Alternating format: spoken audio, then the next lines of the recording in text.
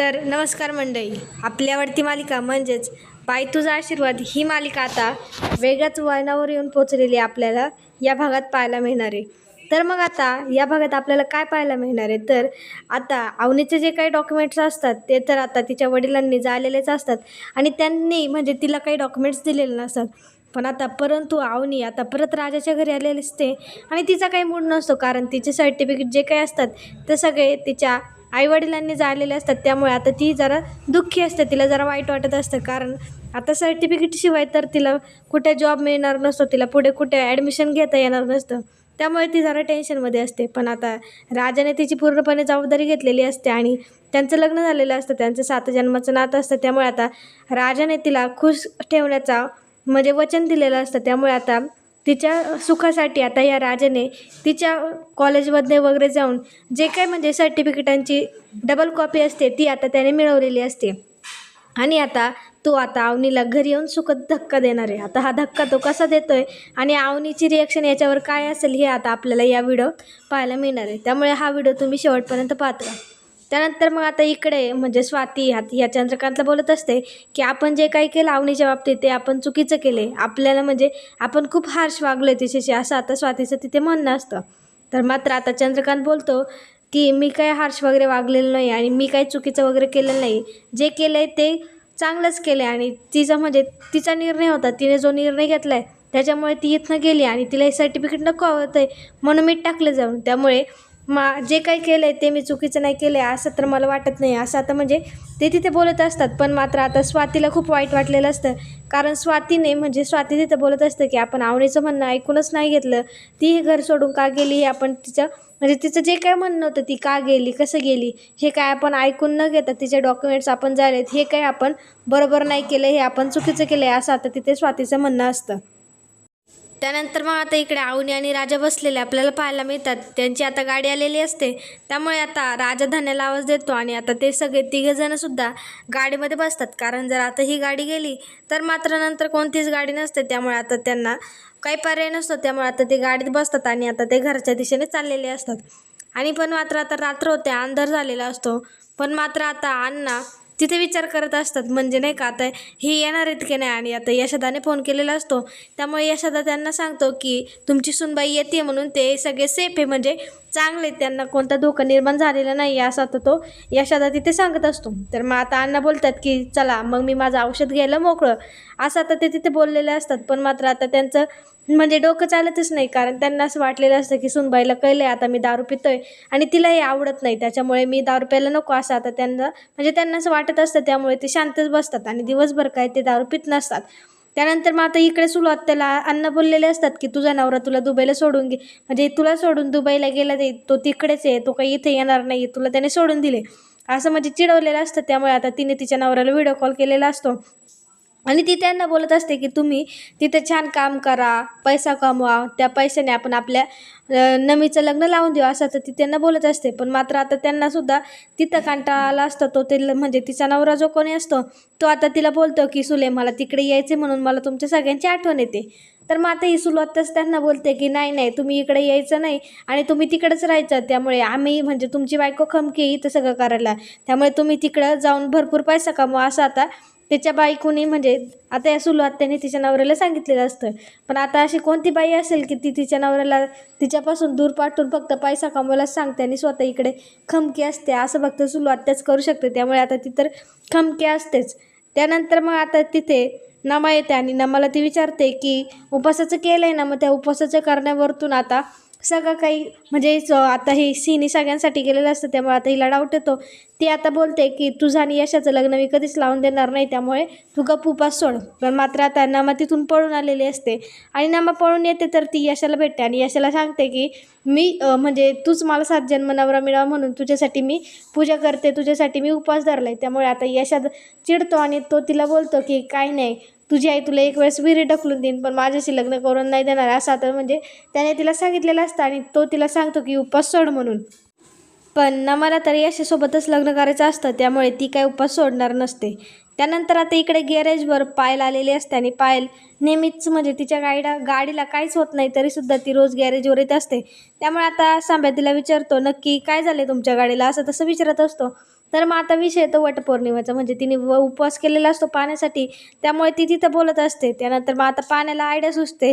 तो त्याला नसलेल्या गर्लफ्रेंडला फोन लावतो आणि तो त्याचं गुलुगुलू तिथे बोलत असतो आणि तो बोलतो की तू माझ्यासाठी उपवास केलाय का, कशाला केला, नव्हता करायचा, असं तसं बोलत असतो. आणि तो तिला बोलतो की तुला काय गिफ्ट पाहिजे सांग, मी तुला आणून देतो, असं तसं तो आता तिच्यासोबत प्रेमाने बोलत असतो. मग आता पायलला राग येतो. त्याच्यानंतर मग आता ती त्याच्याकडे जाते आणि बोलते की कोण आहे रे ती मुलगी फक्त मला दिसू दे किंवा भेटू दे, नाही ना तिला तिच्या झिंज्या उपटून तिला मारली वगैरे तर नावाची पायल नाही, असं म्हणजे त्याला सांगते. आणि मग आता तो पायलला निघायला सांगतो आणि पायल काय करते, गाडी घेऊन त्याच्या अंगावरच घालायला जाते. पण ती बोलते की आज वटपौर्णिमा आहे म्हणून घातली नाही, नाहीतर आज वटपौर्णिमा नसती ना तुझ्या अंगावरच गाडी घातली असती, असं बोलून आता पायल तिथून निघून गेलेली असते. त्यानंतर मग आता पाण्या हसायला लागतो, कारण त्यांनी जी कॉमेडी केलेली असते आता ती पायलला खरंच वाटलेली असते. आणि ते म्हणजे तो जो नाटक करते ते नाटक आता त्याने असंच चालू ठेवलेलं असतं आणि ते चालूच राहत असो. त्यानंतर मग आता इकडे सगळे गाडीत वगैरे बसलेले असतात आणि आता तो ड्रायव्हर जो कोणी असतो तो आता एका म्हाताऱ्या बाईला आता त्याने गाडीत बसायला घेतलेलं असतं. त्यामुळे आता आवनीला तर जागा होत नाही. त्यामुळे ती म्हातारी बाई त्याला राजाला सांगते ही कोण आहे तुमची, तर मग आता धन्यामध्ये लुडबुड करतो आणि बोलतं की ही वहिनी माझी त्याची बायको आहे म्हणून. तर मग त्या आजी त्याला बोलतात की तुझीच बायको आहे ना, मांडीवर घे ना, मी काही दुसऱ्या कोणत्या बाईला मांडीवर घ्यायला नाही सांगितली म्हणून. त्यामुळे आता आवनी राजाच्या मांडीवर बसलेली असते. पण मात्र आता ती म्हणजे त्यांना म्हणजे राजाला थोडं वेगळंच वाटतं आणि ती जी कोणी म्हातारी आजी असते ती आता खूपच बोलत असते. ती बोलते काय वाढीव पोरगा आहे, स्वतःचीच बायको आहे ना, असं तसं करतं, म्हणजे ती त्याला खूप असं बोलत असते. त्यानंतर मग आवनी त्याच्या मांडीवर बसलेली असते. मग आवनी त्याला विचारते तुला म्हणजे दुखत वगैरे तर नाही ना, म्हणजे जड वगैरे तर नाही ना. तर मग आता त्याला तसं बोलायचं म्हणजे आता राजा बोलतो की नाही नाही तसं तुमचं वजन जरा कमीच आहे, त्याच्यामुळे काय दुखत वगैरे नाही. आणि ते म्हणजे त्याला जड झालेलं असतं, पण तो असं सांगू शकत नसतो आवनीला की तुम्ही खूपच जड आहे, असं झालेलं असतं. त्यानंतर मग आता त्या आजी बोलतात की पोरगा वाढीव आहे पण जोडा लक्ष्मीनारायणाचा दिसतोय, असं आता ते तिथं बोलत असतात. आणि मग ते आता राजाला प्रश्न विचारतात की आता कधी पाळणा हलवतोय, असं तसं विचारत असतात. मग आता राजा बोलता अहो आजी तुम्ही काय बोलताय, आम्ही तुम्हाला ओळखत पण नाही, तुम्ही एवढा पुढचा विचार करताय. आणि मग आता तिने जर असं म्हणजे ती असं बोललेली असते, त्यामुळे आता आवनीला राग आलेला असतो, तिला वाईट वाटेल म्हणून आता राजाने तिला तिच्या म्हणजे तेव्हाच तिथे गाडीतच माफी मागितलेली असते कान धरून. त्यानंतर मग आता आवनीला झोप आलेली असते आणि आता आवनी खांद्यावर डोकं ठेवून राजाच्या झोपलेली असते. त्यानंतर आता धन्या लुडबुडा धन्यात त्याला बोलतो की राजादा तुझ्या व्रताचं फळ तुला आता मिळालं आहे म्हणून. आणि आता ह्या सगळ्या महिला तिथल्या हसायला लागतात, कारण राजाने जी काही वडाच्या झाडाची पूजा केलेली असते त्याचं व्रत आता राजाला मिळालेलं असतं. आणि आता आवनी त्याच्या मांडीवर बसलेली असते, त्यामुळे आता तिथल्या सगळ्या महिलांना हसायला आलेलं असतं. त्यानंतर मग आता आपल्याला असं पाहायला मिळणार आहे की आता पायल आणि नमा जे कोणी असतात ते आता तिथे भेटायला आलेले असतात. आणि आता त्या बोलत असतात की जाऊ बाई तुमचं काय झालं म्हणून. तर मग आता ही नमा बोलते की काय नाही, अशा बोलला उपवास नको करू म्हणून. आणि मग आता त्या दोघे अशा टेन्शनमध्ये आलेल्या असतात, त्यामुळे त्यांना पुढे नक्की काय प्लॅन करायचं हे काही सुचत नसतं. पण आता दोघे पण हुशार असतात आणि आता त्यांना प्लॅन सुचलेला असतो. त्यामुळे आता नमा पायलला बोलते की आता बघा मी काय करते म्हणून, आणि मला आता एक नवीन प्लॅन सुचला आहे. त्यामुळे आता नमाला तर प्लॅन सुचलेला असतो, पण आता पायलला तर काही सुचलेलं नसतो. त्यामुळे ती टेन्शनमध्येच असते, त्यांना असं वाईटच वाटत असतं. त्यानंतर मग आता इकडे अण्णा त्यांच्या फ्रेंड्ससोबत बसलेले असतात, म्हणजे दारू घेऊन तर बसलेले असतात पण ते दारू पित नसतात. त्यामुळे आता पाण्यात तिथे आलेलं असतं आणि पाण्यात त्यांना विचारतो काय हो अण्णा आज दिवस कुठे उजाडले, तुम्ही आज चक्क दारू नाही पिली, तुम्ही तुमच्या मित्रासोबत नाही बसले, असं आता तो थोडक्यात तिथे त्यांना बोलत असतो. त्यानंतर मग आता हे तिघे आवनी राजा आणि धन्या हे तिघे आलेले असतात. आणि मग आता पाण्या अण्णांना बोलतं की आले तुमची सूनबाई आली आणि तुमचे लाडके सुपुत्रसुद्धा आलेले, असं आता त्यांनी तिथे सांगितलेलं असतं. त्यानंतर मग अण्णा तिथला एक दगड घेतात आणि आता तो सुलीच्या घरावर मारतात. आणि आता तो धोंडा जो कोणता असतो तो आता सुलीच्या घरावर लागलेला असतो. त्यामुळे आता दत्ता काका येतो आणि दत्ता काका लगेच दरवाजा उघडतो आणि बोलतो की कोणी दगड मारला रे, कोणी दगड मारला. त्यामुळे मग अण्णा जे काय असतात ते आता तिथे नाटक करतात आणि बोलतात की माझी सूनबाई आली, मी माझी सूनबाई. म्हणजे अण्णांना असंच दाखवायचं असतं, म्हणजे सुलू आत्या त्यांना सकाळी बोललेली असते की तुझी सून काय आता परत येणार नाही, पण आता आवनी परत आलेली असते, त्यामुळे त्यांनी सुलूला बोलवलेलं असतं. आणि आता ते सुलूला ओरडून सांगत असतात की दांगटांची सून आली, माझी सूनबाई आली, असं तसं ते बोलत असतात. त्यानंतर मग आता आवनी आलेली असते पण तिचा काही मूड नसतो, त्यामुळे आता तिला म्हणजे ती काही तिथेच बोलत नाही आणि राजाचा अवनीला मांडीवर घेऊन पाय दुखलेला असतो, त्यामुळे तो लंगडत लंगडत तिथून येताना आपल्याला दिसते. आता हे सर सगळे आलेले असतात आणि मग आज ना आता सुलू आत्याला आवाज येतात आणि बोलतात की ए सुले बघ माझी सून आली म्हणून. डांगटांची सून आली, ती तिच्या कामासाठी गेली होती, म्हणजे तिला आता सुलू आत्याला थोडक्यात त्यांनी ओरडून सांगितलेलं असतं. त्यामुळे आता सुलू आत्याला टेन्शन आलेलं असतं, म्हणजे ती विचार करत असते की मुलगी आलीच कशी, ही तर तिकडंच राहणार होती ना. त्यामुळे आता तिचा मूड हाफ झालेला असतो आणि अण्णा एकदम खुश झालेले असतात. त्यामुळे अण्णा आता तिथे नाचायला सुरुवात करतात. त्यामुळे मग आता अण्णांना घरात घेऊन आत जातो आणि इकडे मग आता अवनी तर घरी आलेली असते. त्यामुळे आता सुलीचं डोकं फिरलेलं असतं आणि आता तिला खूप असं वाईट वाटत असतं आणि म्हणजे तिला असं सकाळपासून वाटत असतं की आता ही मुलगी तर आता दांगट्याची सून आहे, ती धोंड्याची सून की आता परत येणार नाही आणि ती तिकडंच राहणार देशमान्यांच्या घरी. पण देशमान्यांनी काय केलं हे त्यांना माहितीच नसतं. त्यामुळे आता तिला रडायला येतं आणि आता ती रडत असते, कारण आता अवनी परत आलेली असते. तिचा जो काही शाप असतो तो खोटा ठरलेला असतो. त्यामुळे तिला असं मनात तर खूप असं वाईट वाटतं आणि ती आता तिथे रडत असते, असं आपल्याला पाहायला मिळणार आहे. त्यानंतर मग आपल्याला पुढील भागात असं पाहायला मिळणार आहे की आता अवनीने तिची जी वहिनी असते स्वाती वहिनी, तिने आता तिला फोन केलेला असतो आणि ती स्वातीला विचारते माझ्याशी तुम्ही खोटं का बोलले म्हणून, मम्मी आणि पप्पांनी असं का केलं, माझे सर्टिफिकेट का झाले, असं तिथे म्हणजे स्वातीसोबत फोनवर बोलत असते आणि ती फोनवर बोलताना रडत असते. कारण आता हिची स्वप्न तर पूर्ण होणार नसतात आणि कारण सर्टिफिकेट तर जायलेलेच असतात आणि मात्र आता सर्टिफिकेट नाही तर अवनीला जॉब नाही आणि ती पुन्हा आता सर्टिफिकेट कसे काय मिळू शकते, म्हणजे जर कोणाकडे असते तर तिने मिळवलेलं असते, पण ना ते आता सर्टिफिकेट तर जायलेलेच असतात. त्यामुळे आता अवनीला पुढे नक्की काय करायचं हे काही सुचत नसतं. त्यामुळे ती टेन्शनमध्ये असते आणि तिला खूप असं वाईट वाटत असतं आणि आता ती खूप अशी रडत असते. त्यानंतर मग आता तिने सकाळपासून तर काहीच खाल्लेलं नसतं. त्यामुळे आता राजा तिच्यासाठी जेवण घेऊन आलेला असतो आणि आता ती म्हणजे राजा त्याच्या हाताने आता अवनीला भरवताना आपल्याला दिसतोय. तर मात्र आता इकडे अवनी तिच्या वहिनीला असं सुद्धा विचारत होती की माझ्या म्हणजे घरच्यांनीच विश्वासघात केला, पण मात्र आता मी जे रक्ताचे नाही त्यांच्यावर विश्वास ठेवते. म्हणजे नाही का, राजा आणि त्याची घरातली जी काही फॅमिली असते ती अवनीला फुल सपोर्ट करत असते. म्हणजे एक प्रमाणे तिला मुलीप्रमाणेच तिथे ती सगळे सापडत असतात. म्हणजे तिचा शब्द हा त्यांच्या घरासाठी अंतिम शब्द असतो. म्हणजे तिला त्या घरात असा खूप असा मान मिळत असतो असं म्हणायला आपल्याला काही हरकत नाही.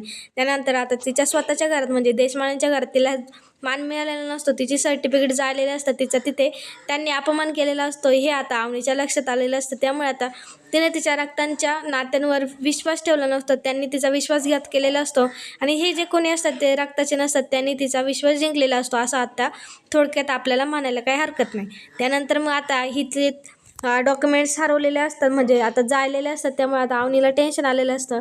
पण राजा तिचा नवरा असतो आणि राजाला तिला कायम सुखी ठेवायचं असतं आणि तिला सुख द्यायचं असतं, म्हणजे असंच त्याचा एक निश्चय असतो. आणि आता त्याच्यावर म्हणजे त्यांनी तिला देवाकडे 7 जन्मासाठी सुद्धा मागितलेलं आहे. त्यामुळे आता तिला अवनीला कसं सुख द्यायचं हे आता त्याच्या डोक्यात चालू असतो. आणि आता राजाच्या मनात असा काही प्लॅन होतो की तो प्लॅन पाहून म्हणजे त्याचा एकच नंबर प्लॅन असतो आणि तो प्लॅन पाहून आपण सगळ्यांना आपल्या धक्काच बसणार आहे. कारण आता अवनीचे सर्टिफिकेट तर जाळलेलं ते आणि ते तर आता पुन्हा काही भेटणार नाही. त्यामुळे आता राजाने तिचं जे कोणतं कॉलेज असतं ते कॉलेजमध्ये जाऊन जी सर्टिफिकेटच्या 2 कॉप्या असतात त्यातली आता म्हणजे राजाने अवनीसाठी आता त्या कॉप्या त्याने म्हणजे सर्टिफिकेट बनवून म्हणजे सर्टिफिकेट तिचे जे काही डॉक्युमेंट्स असतात ते आता राजाने अवनीसाठी आणलेले असतात. आणि मग आता त्याच्याकडे आता अवनीचे सगळे सर्टिफिकेट असतात, डॉक्युमेंट्स असतात. आता ह्या डॉक्युमेंट्समुळे आता अवनीला नोकरीसुद्धा मिळणार असते आणि आता तिचं जे काही पुढचं शिक्षण आहे ते सुद्धा आता ती पूर्ण करू शकते. कारण आता ह्या राजाकडे तर तिचं आधार कार्ड असतंच, त्यामुळे आता मग तिला कोणतंच टेन्शन राहिलेलं नसतं, म्हणजे आता सगळं एकदम परफेक्ट होणार असतं. त्यामुळे आता राजाने सकाळी उठतानाच आता म्हणजे ती तर त्या दिवशी पूर्ण दुःखीच होते. त्यामुळे आता सकाळी अवनी उठलेली असते आणि राजा नेमकंच हे सगळं घेऊन येतो आणि आता तिला एक सरप्राईज देण्यासाठी तो आता तिला सगळं वगैरे त्याने रूम वगैरे सजवलेली असते आणि आता म्हणजे अवनीला त्या फाईलमार्फत आता त्याने ते सरप्राईज म्हणजे जे काही सर्टिफिकेट असतात, डॉक्युमेंट्स असतात अवनीचे, ते आता त्याने तिला सरप्राईज दिलेले असतात. आणि अवनीला वाटतं हे काही वेगळंच असेल, त्यामुळे ती त्याला बोलते हे कशाला आणलं, माझं मूड वगैरे नाही आहे. आणि जेव्हा का अवनीने हे सर्टिफिकेट वगैरे बघितलेले असतात तेव्हा मात्र अवनी खुश होते आणि अवनीला राजाने आता सुखद धक्का जो काय असतो तो आता दिलेला आपल्याला तिथे पाहायला मिळतो. आणि अवनी इतकी खुश असते की आता तिला काय करावं या राजाचं म्हणजे राजा तिचा कोणीच नाही आहे, तरी राजाने तिच्यासाठी एवढं काय केलेलं असतं. त्यामुळे तिला काहीच कळत नाही की नक्की काय करावं. त्यामुळे ती पूर्ण घरभर फिरलेली असते, सगळ्यांचे थँक्यू म्हणजे राजाला सुद्धा थँक्यू बोलते. आणि आता तिने म्हणजे राजाला एक प्रकारे त्याने मानलेलंच असतं की हा माझ्यासाठी काहीतरी करू शकतो आणि हा खरंच खूप चांगला माणूस आहे, असं आता तिथे आपल्याला म्हणायला काही हरकत नाही. त्यामुळे आता राजाने तर तिला सुखद धक्का दिलेला असतो आणि आता अवनीचं काम सोपं होणार असतं. कारण अवनीचे जे काही तिच्या वडिलांनी डॉक्युमेंट झालेले असतात तेच आता म्हणजे त्याच प्रकारे आता राजाने तिला म्हणजे वडिलांनी या डॉक्युमेंट्स झालेले असतात आणि आता नवऱ्याने तिला ते परत दिलेले असतात. आणि आता अवनीचं काम हलकं होणार असतं. अवनीचे म्हणजे जी काही स्वप्न आहेत ती आता राजाच्या मार्फत राजाच्या आधारे आता ती स्वप्ने पूर्ण होणार असतात. त्यामुळे अवनी तर खुशच झालेली असते आणि आता तिला म्हणजे त्या घरातनं जायला म्हणजे तिला तिच्या त्या घरातनं पाय हलणार नसतो. कारण तिची प्रत्येक जी गोष्ट आहे तो आता राजा पूर्ण करत असतो आणि राजा आता तिच्या स्वप्नांच्या मागे म्हणजे पाठीशी खंबीरपणे उभा राहिलेला असतो आणि राजाला तिचं प्रत्येक स्वप्न हे पूर्ण करायचं असतं. पण आता मात्र अवनी त्यांचं घर सोडून जाईन का, हा प्रश्न आपल्यासमोर उपस्थित झालेला आहे. कारण राजाने आता तिच्यासाठी एवढं केलं आहे, त्यामुळे राजासाठी ती अजून काय करेल का. आणि त्यांच्या घरासाठी म्हणजे तिने आदनाला शब्द दिला आहे की मला हे घर बदलायचं आहे म्हणून. आणि आता ती हे घर कधी कसं बदलते हे तर आपल्याला पाहायला मिळणार आहे. त्यामुळे पुढच्या व्हिडिओत नक्की काय घडते हे पाहायला विसरू नका. आणि हा व्हिडिओ जर आवडला असेल तर लाईक कमेंट शेअर करायला विसरू नका. धन्यवाद.